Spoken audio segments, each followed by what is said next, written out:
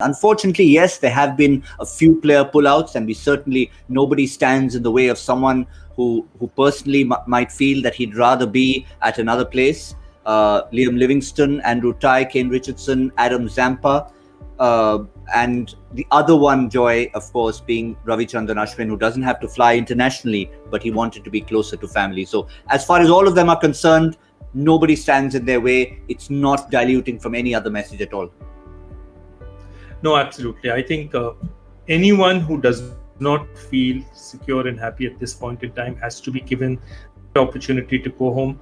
And what happens to players? Two things, and we were talking about it on Saturday as well. One is that if you're sitting on the bench, you have even more time to think about it. And if you see a lot of these players haven't played too many games, that makes it doubly difficult on a player. It always makes it difficult for a player because, you're there, you're not in the action. You're saying, you know what, I'm not even contributing in the field, and you're brooding about it. And it happens to every one of us. If you're in a situation where you can't do anything, you're brooding, that's a problem. I think the one thing that the board can do, and I think they've already done that, is that there was also a couple of these players were worried about how do they get back? Is there a window at the back? Do they get back? Suppose the travel bubble closes. And I think what right now the board is doing, the Indian Cricket Board is doing, and the IPL is doing, is assuring them all, players, commentators, we will find a way, there's a secure way for you all to go home when this is over.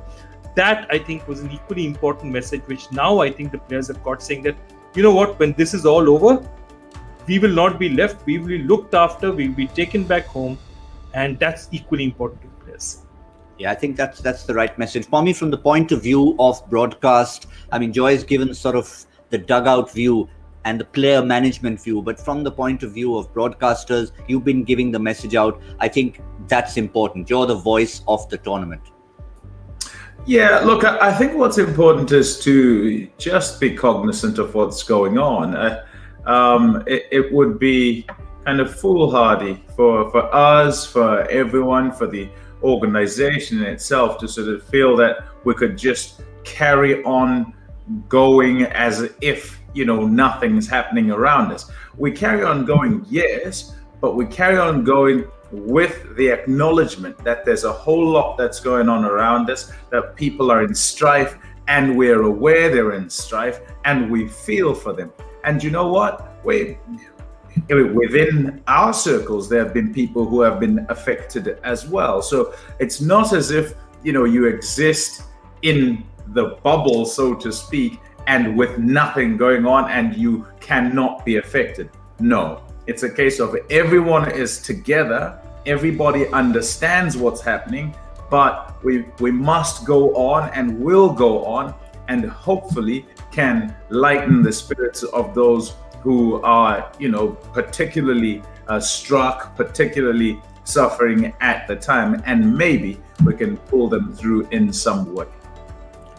Yeah, just before we get news of the toss, Joy, your final message. I mean, we've talked about what has been happening from the board's point of view. A few players have gone. Assuming, Joy, you're in a franchise where there are some young players, maybe overseas players, who are still not likely to get to play in the next 3-4 games. What do you do in that scenario?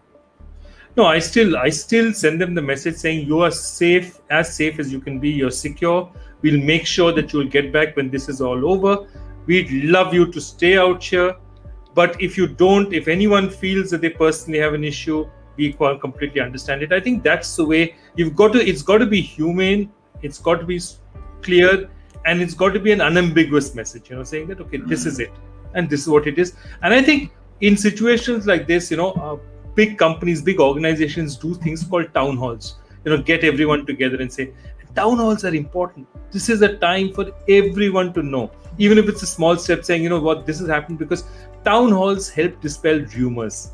In these situations, rumors, worries, those are much more dangerous. Things that you half understand are far more dangerous and far more threatening than things you understand. So be clear.